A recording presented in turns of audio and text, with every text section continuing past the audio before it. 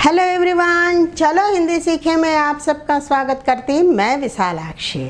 आज हम 10th class के सेकंड लैंग्वेज हिंदी में लेसन नंबर 5 लोकगीत के भाषा की बात अंटे ग्रामर को आज हम देखेंगे और उसकी जानकारी प्राप्त करेंगे। గ్రామర్ అంటే ఓన్లీ 10th క్లాస్ బుక్ కాబట్టి 10th క్లాస్కే కాదు, ఎవరైనా ప్రైమరీ సెకండరీ కూడా గ్రామర్ అనేది చాలా ముఖ్యమైనది. దీనిలో వచ్చే పాయింట్స్ అందరూ చూడొచ్చు, విద్యార్థి అనేవాడు ప్రతివాడు చూడొచ్చు. विद्यार्थियों के लिए ग्रामर बहुत ही आवश्यक होता है. तो ये कोई ज़रूरी नहीं है कि ये स्टेट बोर्ड है या CBSE है, ICSE है, किसी के लिए भी इस ग्रामर को पढ़ना और जानना बहुत ज़रूरी है. ये सबके लिए इम्पॉर्टेंट ही होता है. तो आज आइए हम लोग पढ़ेंगे भाषा की बात. फिफ्थ लेसन नंबर 5 लोकगीत में जो भी ग्रामर दिया गया है उस पर हम विचार करेंगे.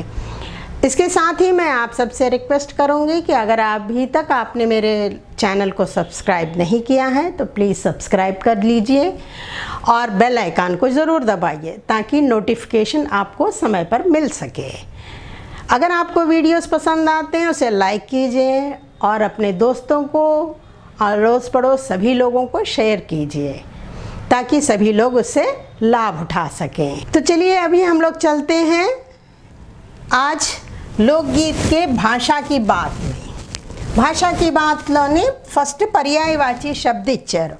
पर्यायवाची शब्द फर्स्ट है साधना. साधना का मतलब हुआ अभ्यास करना, प्रैक्टिस చేయటం. साधना करना అంటే प्रैक्टिस చేయటం. अभ्यास, रियाज, పునరావృత్తి या आवृत्ति. 2-3 సార్లు చదివటంని మనం ఏమంటాం? పునరావృత్తి. दूसरा है त्योहार, पर्व, जश्न, उत्सव. देहात अंटे विलेज, गांव, ग्राम. विलोम शब्द लिखिए. सजीव, निर्जीव, परदेसी, स्वदेशी, शास्त्रीय, अशास्त्रीय. तीसरा दिया है वचन बदलकर वाक्य फिर से लिखो. वाक्याने मళ్ళీ రాయాలి. वाक्य को फिर से लिखो का मतलब हुआ वाक्य मళ్ళీ రాయాలి. और सेंटेंस है यह आदिवासी का संगीत है. यह आदिवासी का संगीत है. अंडरलाइन दिया है आदिवासी. దీన్ని ప్లూరల్ ఫామ్ చేయాలి. వచన్ బదలనా అంటే सिंगुलरలో ఇచ్చాడు కాబట్టి దీన్ని మనం प्लूरल చేయాలి. एक वचन से हमें इसे बहुवचन में बदलना है. तो यह आदिवासियों का संगीत है. आदिवासी पुल्लिंग शब्द है. वैसे तो ओनली वर्ड देगा तो सिर्फ आदिवासी ही रहेगा, लेकिन जब हम सेंटेंस के रूप में लिखते हैं और पीछे जो है अगर कारक चिन्ह है तो यहाँ पर हो जाता है यों आदिवासियों का संगीत है. यह आदिवासियों का संगीत है. नेक्स्ट हम देखते हैं आ में. देखिए आलो रस में लिखा है सूचना पढ़िए और उसके अनुसार कीजिए. लो पहला दिया है लोक शब्द के साथ 2 शब्द बनाइए. ऑलरेडी వాళ్ళు इच्छिंदेंटी लोकगीत, लोकतंत्र. लोकगीत, लोकतंत्र उन्होंने दिया हुआ है. हम लिख सकते हैं लोक नृत्य, लोकसभा, लोकवाद्य. कई हैं, लोक से कई हैं, हमने 2 लिखा है. सेकंड वन है लिंग बदलिए. लिंग बदलिए में गायक, गायिका, गायक, गायिका, कवि, कवयित्री, कवि, कवयित्री, लेखक, लेखिका.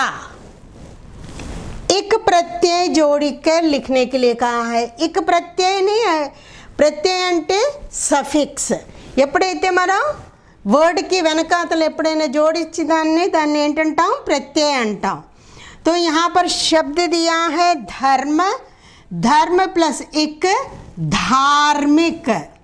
धर्म प्लस जब इक हमने जोड़ा तो क्या हुआ, धार्मिक।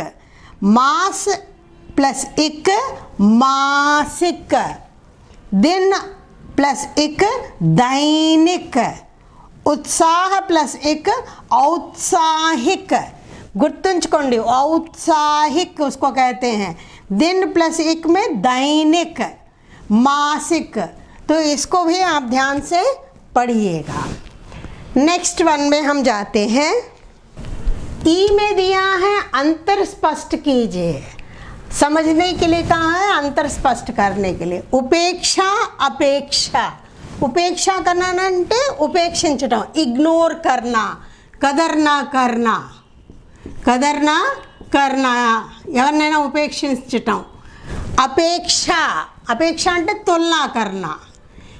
राम की अपेक्षा श्याम सुंदर है।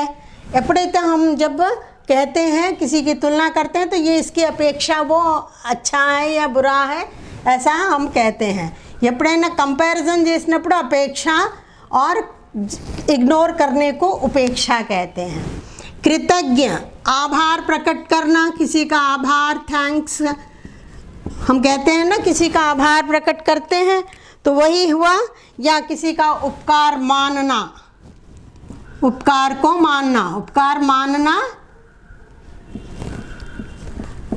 कृतज्ञ होता है। कृतज्ञ, कृतज्ञ मीन्स जिसको, कृतज्ञ का मतलब हुआ थैंकलेस, जिसका कि उपकार को ना मानना, उपकार को ना मानना। ఎవరైనా మనకి ఉపకారం చేసినా కూడా మనం దాన్ని పెద్దగా పట్టించుకున్నప్పుడు कृतज्ञ అంటారు। कृतज्ञ ఎవరినైనా, ఎవరికి जिसको कोई उपकार किया है तो हम उसे थैंक्स कहते हैं।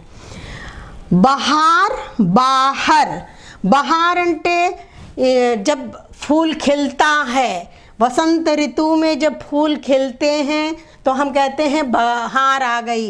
खुशियाँ, खुशियाँ जब आ जाती हैं, प्रसन्नता आ जाती है तो हम कहते हैं कि बहार आ गई, हमारे जीवन में बहार आ गई।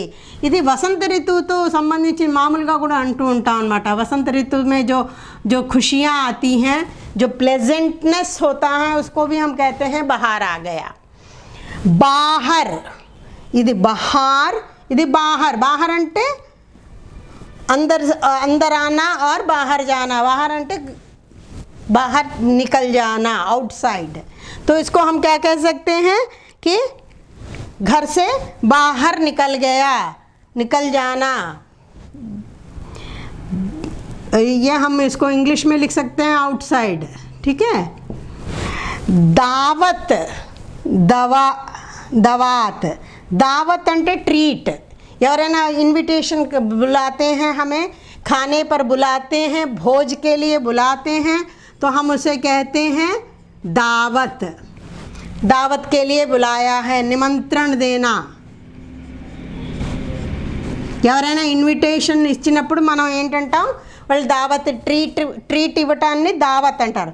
దవాత్, దవాత్ అంటే ఇంక్, ఇంక్ తెలుసు కదా, మనం పెన్లో వేసుకునే ఇంక్ని दवात अंटारू। दवात है इंक, दावत है भोज या निमंत्रण। ये हमने अंतर को समझा है। कभी कभी इससे वाक्य बनाने के लिए पूछा जा सकता है। नेक्स्ट वन हम देखते हैं। नेक्स्ट वन देखते हैं। नेक्स्ट वन लिखा है पेड़ पर, पेड़ पर बड़ा पक्षी है, बड़ा पक्षी है,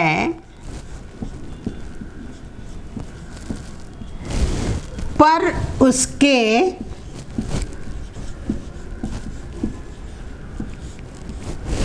छोटे छोटे पर हैं, छोटे छोटे पर हैं। मूड पर्ल వచ్చాయన్నమాట। एक शब्द के अनेक अर्थ, अनेक अर्थक जो होते हैं అవన్నమాట। పర్ పర్ పర్ మూడు వచ్చే కానీ మూడిటికి మూడు అర్థాలు ఉన్నాయి. జైసే పేడ్ పర్ బడా పక్షి హై, పర్ అంటే ఆన్, ఇది సంబంధ బోధక్ అన్నమాట. ఎక్కడున్నది? పేడ్ పర్ బడా పక్షి హై, చెట్టు మీద పెద్ద పక్షి ఉన్నది, మీద పర్ ఆన్. పర్ బట్ కానీ, కానీ उसके छोटे छोटे पर हैं, ये विंग्स हुआ అన్నమాట. దానికి చిన్న చిన్న రెక్కలు ఉన్నాయి. तो तीन तरह से दिया है. पर का मतलब हुआ ऊपर पर पक्षी, यहाँ पर किंतु, यहाँ पर का अर्थ हुआ उसके पंख से. पर का मतलब क्या हुआ? पंख. इस तरह से हमें किंतु, जैसे हम इसको ऐसे भी लिख सकते हैं. इस तरह से हमें इनके अर्थों को समझना है. तीसरा दिया है हल चलाने से मात्र ही किसान की समस्याएं हल नहीं होती.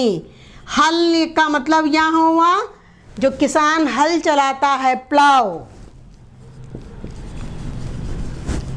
ये प्लाव चलाने मात्र से,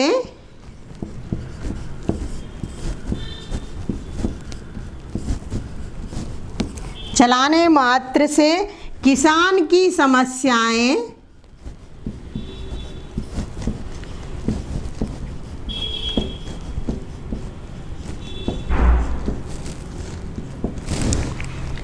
हल नहीं होती, हल नहीं होती. तो यहाँ पर हल का मतलब क्या हुआ? उसका समाधान.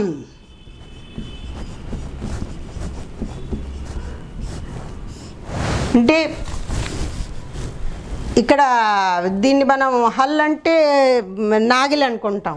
నాగలిని దున్నుతున్నంత మాత్రాన రైతు సమస్యలుకి సమాధానం రాదు, సమస్య పోదు అని చెప్తాం అన్నమాట. యాపే సమాధాన్ హల్ నహీ హోతీ, పరిష్కారము అవ్వదు అని ఇక్కడ చెప్పబడింది. तो ये हल, दो हल हैं, दोनों के अलग अलग अर्थ हैं, अनेकार्थक शब्द है. ठीक है, तो इस तरह हमने लोकगीत लेसन के भाषा की बात को हमने कंप्लीट कर लिया है. आगे भी हम ऐसे ही अच्छे अच्छे वीडियो के साथ आपके सामने प्रस्तुत होंगी. आपको मेरे वीडियोस पसंद आते हैं उसे लाइक कीजिए, अपने दोस्तों के साथ शेयर कीजिए, और सब्सक्राइब नहीं किया है तो प्लीज़ सब्सक्राइब कीजिए और बेल आइकन को दबाना मत भूलिए ताकि नोटिफिकेशन आपको समय पर मिल सके. धन्यवाद.